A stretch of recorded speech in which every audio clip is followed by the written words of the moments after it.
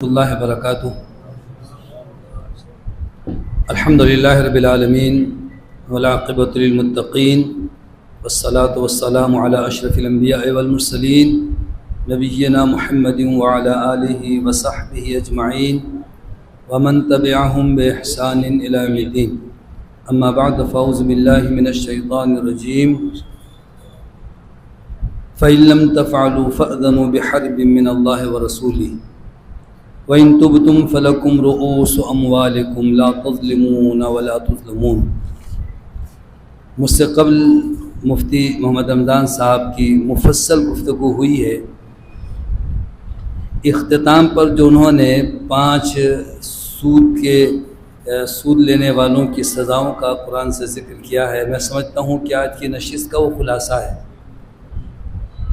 اور اسے خطبہ، ائمہ، علماء اپنے دروس میں، جمعوں میں اور جلسوں میں خوب عام کریں۔ یقین کریں، جب ہم کاروباری حضرات کی گفتگو سنتے ہیں تو لگتا ہے کہ سود کے بارے میں انہیں کچھ پتہ ہی نہیں ہے۔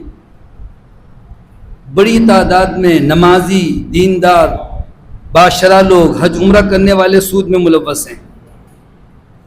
انہیں آگاہ کرنا ہم سب کا فرض ہے۔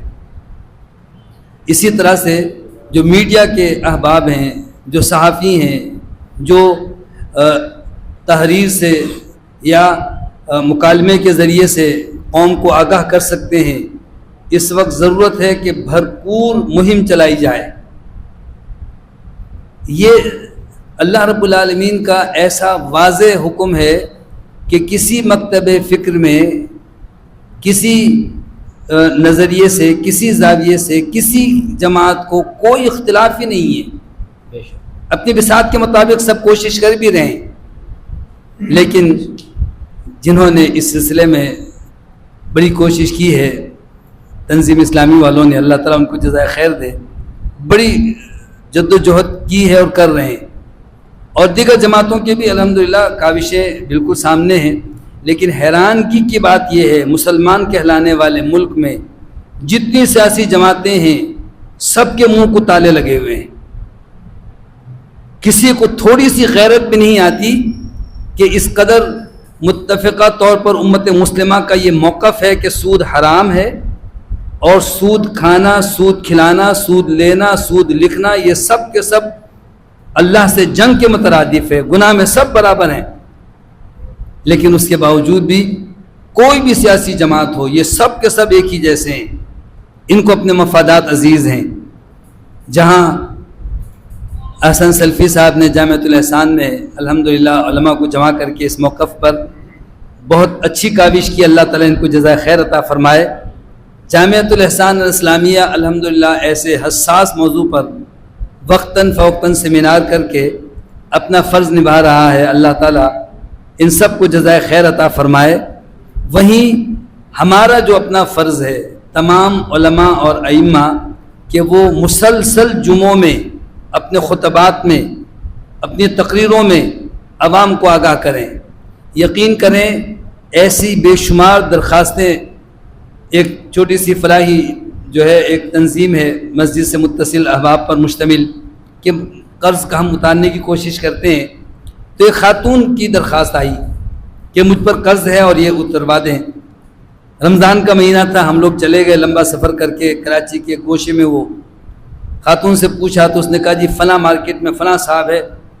ہم جب وہاں پہنچے تو وہ صاحب غائب ہو گئے، اور اپنے کسی نوکر کو کہہ دیا کہ جی ان سے پیسے لے لینا۔ ہم نے کہا ہم پیسے ایسے نہیں دیں گے، آپ سے ملیں گے، تفصیل پوچھیں گے آپ نے کتنی رقم لی اور کتنی رقم وصول کی، اور ان کا شناختی کارڈ آپ کے پاس ہے وہ واپس کریں۔ پہلے تو وہ کتراتے رہے، پھر جب آئے تو کہنے لگے جی یہ تو میرا کاروبار ہے۔ ہم نے کہا بحیثیت مسلمان کیا آپ کی خیر خواہی کے لیے بات کرنا چاہتے ہیں؟ کہنے لگے جی چھوڑیں، یہ تو میرا کاروبار ہے۔ بڑی مشکل سے جب ایک ساتھی نے موبائل نکالا تو پہلے تو بفر گئے، پھر ٹھنڈے ہوئے، کہنے لگے آپ ویڈیو نہ بنائیں، میں اب کچھ نہیں چاہیے مجھے، شناختی کارڈ لیں اور جائیں۔ میں نے کہا بتاؤ تو صحیح۔ پتہ چلا کہ اس خاتون نے 30,000 لیے تھے اور نہ معلوم 50,000 یا کتنا دے چکی ہے، اور ہر مہینے پابندی سے وہ بیچاری جو اس نے طے کیا تھا وہ دے رہی ہے، اس کی رقم وہی کی وہی ہے۔ یہ ایک میں نے مثال دی، ایسی سینکڑوں نہیں، ہزاروں نہیں، لاکھوں ہیں۔ مارکیٹ والوں سے پوچھیں کہ نہیں جی وہ کاروبار میں ہم حساب نہیں کر سکتے، اس لیے ہم نے ان سے 2 لاکھ روپے لیے ہیں اور ماہانہ ہم انہیں 3,000 4,000 جو ہم نے طے کیا وہ دے دیتے ہیں۔ میں نے کہا سود اور کس چیز کا نام ہے؟ حساب کر کیوں نہیں سکتے؟ سر پائی کا حساب ہو جاتا ہے آج کل تو، اور بہت ہی آسان ہے۔ آپ منافع میں سے شرح طے کریں کہ اس میں سے آپ کتنا فیصد منافع دیں گے۔ تو اس سلسلے میں ماشاءاللہ علماء کرام کی گفتگو بھی ہوگی۔ ایک طالب علم کی حیثیت سے میری گزارش ہے کہ ہم طالب علم کی حیثیت سے اپنا فرض نبھائیں اور قوم کو بیدار کریں۔ اللہ کا حکم تو بالکل اپنی جگہ بہت ہی واضح ہے، لیکن ہمارے عوام، ہماری قوم من حیث القوم سود جیسے اس گمبھیر، انتہائی قبیح، انتہائی کہنا چاہیے پلید نظام سے وہ بے خبر ہیں۔ وہ سمجھتے ہیں کہ سب کچھ ٹھیک ہے۔ اللہ نے فرمایا یا ایھا الذین آمنوا اتقوا اللہ، ایمان والو اللہ سے ڈرو۔ یا ایھا الذین آمنوا لا تأکلوا الربا، سود نہ کھاؤ اضعافا مضاعفہ بڑھا چڑھا کر، واتقوا اللہ، اللہ سے ڈرو، لعلکم تفلحون، تاکہ تم فلاح پاؤ۔ جتنی جد و جہد کر لیں ناکامی مسلط ہوگی اور خسران سے دوچار ہوں گے جب تک کہ سود کے اس نظام سے ہم ہاتھ نہ اٹھا دیں۔ کہتے ہیں جی تو سارا ملک ہمارا دیوالیہ ہو جائے گا، تو اللہ نے اس کا حل بتایا ہے کہ اگر تم دیانت داری کے ساتھ سود ختم کرتے ہو تو فلکم رؤوس اموالکم، اصل مال کے تم حقدار ہو، لا تظلمون ولا تظلمون، نہ ظلم کرو نہ ظلم تم پر کیا جائے۔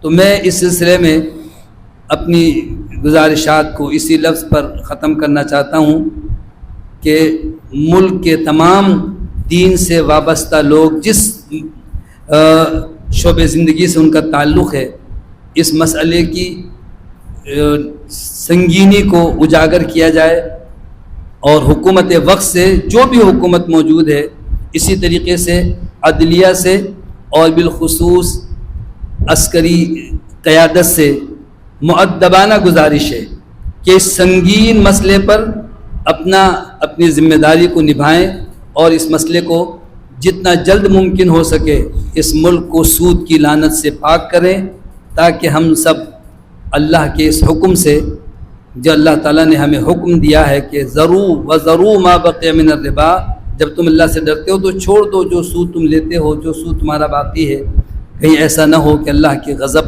اور اللہ کے عذاب سے سب کچھ ختم ہو جائے اور ہم خالی ہاتھ پھر کھڑے ہوں۔